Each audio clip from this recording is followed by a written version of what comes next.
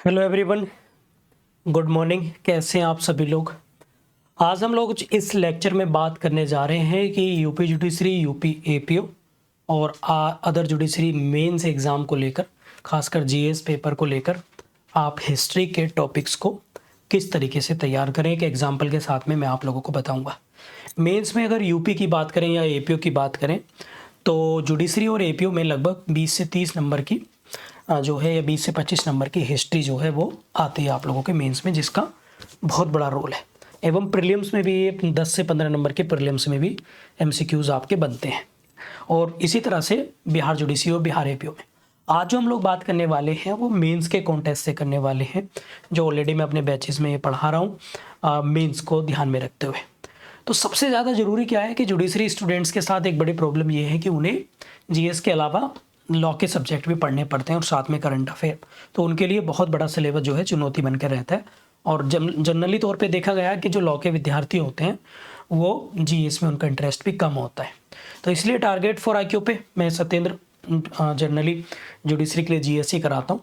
तो आप लोग चाहें तो हमारे जीएस की क्लासेस को फॉलो अप कर सकते हैं या उन्हें नोट डाउन करके अपने एग्ज़ाम को और बेहतर बना सकते हैं यदि आप जीएस में डिफ़िकल्टीज़ फेस कर रहे हैं, और ख़ासकर मेंस को लेकर। तो मेंस में मैं एक डेमो दिखा देता हूँ आप लोगों को, मतलब एक मैं बता देता हूँ। आज का जो हमारा लेक्चर है वो है मौर्य डायनेस्टी। अब मौर्य डायनेस्टी में टॉपिक तो बहुत बहुत बड़ा टॉपिक है Maurya dynasty, but question is that कि हमें क्वेश्चंस पता कैसे लगेगा और क्वेश्चन बनेंगे कैसे। तो एक्चुअल में क्या है ना, किसी भी डायनेस्टी में हमें जो है मेंस परपेट, हम लोगों ने लूसेंट पढ़ी है, घटना चक्र पढ़ते हैं, तो both are book only for the prelims. But mains में क्या है, चलो फैक्ट तो पता है, बट हाउ टू राइट, मतलब मेंस में फॉर्मेट क्या होना चाहिए, यही मैं क्लास में सिखाता हूँ। और इनके लिए सबसे ज़्यादा जरूरी कि अगर आपके मेंस फॉर्मेट के सभी सब्जेक्ट के, इवन मैं तो कहता हूँ लॉ पेपर्स के भी, अगर आपके बेहतर सिनॉप्सिस बने होंगे सभी क्वेश्चंस के, तो आपको मेंस में लिखने की दिक्कत जो है वो नहीं होगी। तो चलिए समझते हैं। मौर्य डायनेस्टी है, जीएस मेंस को हम लोग देख रहे हैं। अब इससे क्वेश्चन कैसे बनने हैं, मतलब हाउ आस्क इन एग्जाम।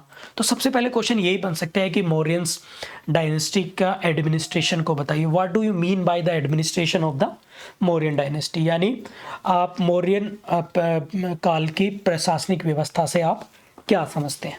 तो इसमें एक हेडिंग आपकी ये बन गई कि प्रशासनिक व्यवस्था क्या थी उसमें। तो प्रशासनिक व्यवस्था का हमें पता चलता है कि यहाँ पे डिस्ट्रिक्ट मजिस्ट्रेट भी था, डिस्ट्रिक्ट जज भी थे, एंड यहाँ पर जो पॉलिटिकल सिस्टम वो सेंट्रलाइज सिस्टम था। और ये सब चीज़ें हमें किससे पता चलती हैं, अर्थशास्त्र, जो कौटिल्य चाणक्य की जो पुस्तक है अर्थशास्त्र, उससे हमें जो है पता चलता है। तो इसके बारे में हमें एडमिनिस्ट्रेशन के बारे में बताते हैं कि सबसे बड़ा सर्वोच्च राजा होता था, उसके नीचे यहाँ पे कैबिनेट्स होती थी और ये मिलकर ही निर्णय लेते थे। इस तरीके से आपको ये सारी चीज़ें इसमें बतानी है। इसके बाद है वहाँ की सोशल लाइफ, सामाजिक जीवन कैसा है, मतलब सामाजिक व्यवस्था। तो नेक्स्ट क्वेश्चन आपको बन सकता है कि भैया सोशल लाइफ कैसी है वहाँ की, how was the social life of Mauryans and Mauryans dynasty, इस तरह से क्वेश्चन बन सकता है। तो इसमें आपको सोशल लाइफ बताना है कि जो है लोग जो है कृषि करते थे, व्यापार करते थे, एंड इसके साथ साथ पशुपालन जो है बड़े लेवल पर होता था।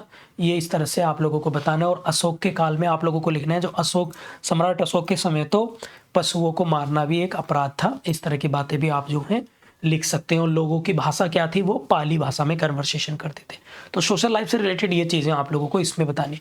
एक्चुअल में जुडिशरी में ज़्यादा शब्दों में नहीं आता है, तो 50 शब्द या 75 वर्ड्स में एक एक 4-4 5-5 लाइनें आपको इसमें तैयार करनी है। फिर पूछ लेगा भाई the economy of the Mauryan dynasty, Mauryan dynasty की इकोनॉमी कैसी थी, अर्थव्यवस्था कैसी थी। तो आपको बताना है कि यहाँ पर टैक्स इम्पोज किए जाते थे, यहाँ पे एग्रीकल्चर टैक्स होता था, सरकारी लैंड पे टैक्स लिया जाता था जिसे सीता कहते थे, बली टेस्ट कहते थे।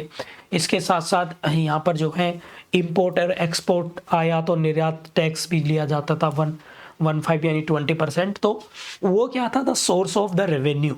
और इसके साथ साथ यहाँ पर जो है सरकारी लैंड जो है ज़्यादा थी, अधिकारी जो है वो टैक्स वसूल करते थे, उनके नाम भी अलग अलग थे। तो इकोनॉमी का, और इकोनॉमी बेस्ड थी एग्रीकल्चर पर, खेती बाड़ी पर। तो ये आप लोग यहाँ पे लिख सकते हो। फिर आ सकती है कि कानून व्यवस्था कैसी थी, वहाँ का जस्टिस सिस्टम कैसा था। तो आप बता सकते हैं कि वहाँ पर एक डिस्ट्रिक्ट जज भी होते थे, और गांवों में जो है गांव ग्राम पंचायत लेवल पर जो है कोर्ट होती थी, बट उस कोर्ट में जज नहीं होता था।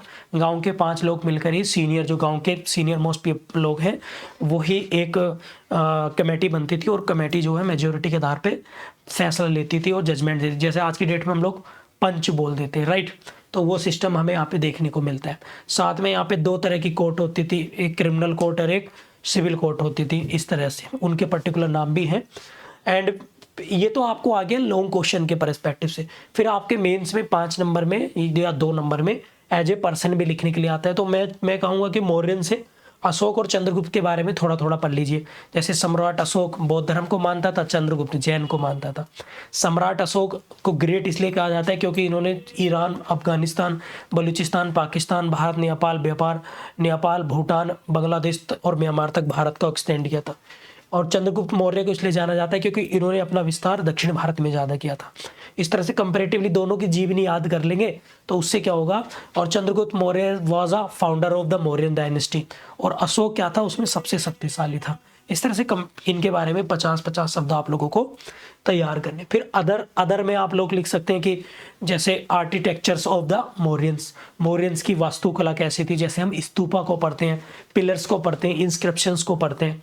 इवन आपको तो पता ही होगा कि हम लोग सांची का स्तूप से हम लोग अशोक की लाट, आपने नाम सुना होगा, जो हमारा नेशनल सिंबल है। तो आर्किटेक्चर्स की इंपॉर्टेंस में आप लोग इसको बता सकते हैं। एंड इसके साथ साथ आप अशोक की धम्म पॉलिसी क्या थी, धम्मा ऑफ अशोक, ये क्वेश्चंस बनता है। तो धम्म क्या था, the moral duties for the peoples, for the janta. तो आपको क्या बताना था ये कि ये नैतिक बातें थी। धम्म में मतलब किसी सत्य बोलो, झूठ मत बोलो, किसी से हिंसा मत करो, इस तरह की बातें जो हैं वो धम्म पॉलिसी में जो है बताई गई थी। तो ये सारे जो टॉपिक हैं, ये अगर आप इस तरह से मेंस की तैयारी करेंगे बच्चों, तो फिर डेफिनेटली आपको कोई नहीं हरा सकता, ना आपको कोई प्रॉब्लम आने वाली है। तो इसलिए मैं तो कहूँगा कि मेंस के लिए आप इस तरीके से पढ़िएगा। जैसे मौर्यन डायनेस्टी का ऐसे सिनॉप्सिस बना लीजिए, फिर अगली डायनेस्टी का, तो आपको प्रीलिम्स में भी मदद मिलेगी और मेंस में भी। और मेंस के लिए बैच स्टार्ट होने जा रहा है इसमें, और हिस्ट्री 9 बजे से मैं पढ़ा रहा हूँ। तो इस नंबर पर आप व्हाट्सअप या कॉल करके जो है क्वेरी ले सकते हैं। इसमें आप लोगों को कंप्लीट जो है वो कंप्लीट नोट्स आप लोगों को मिलेंगे, प्लस 1 बाय 1 करके। इसमें मैं करंट अफेयर भी पढ़ाता हूँ मेंस में, और हिस्ट्री भी, तो दोनों साथ चलेंगे। Complete notes plus live classes आप लोग को मिलेंगी, प्लस रिकॉर्डेड भी देख सकते हैं आप लोग यदि उस समय पर बिजी हैं तो, और कितनी बार मल्टीपल टाइम रिकॉर्डेड देख सकते हैं। और इसके साथ साथ वीकली मैं मेंस का टेस्ट भी लेता हूँ, जो हम लोग मेंस के पॉइंट ऑफ व्यू से, तो आप लोग जो हैं इसको कर सकते हैं। ठीक है, तो मिलते हैं फिर नेक्स्ट लेक्चर्स में। आई होप आप लोगों को क्लास समझ में आई होगी, कुछ आप लोगों को आइडिया ज़रूर मिला होगा। Thank you.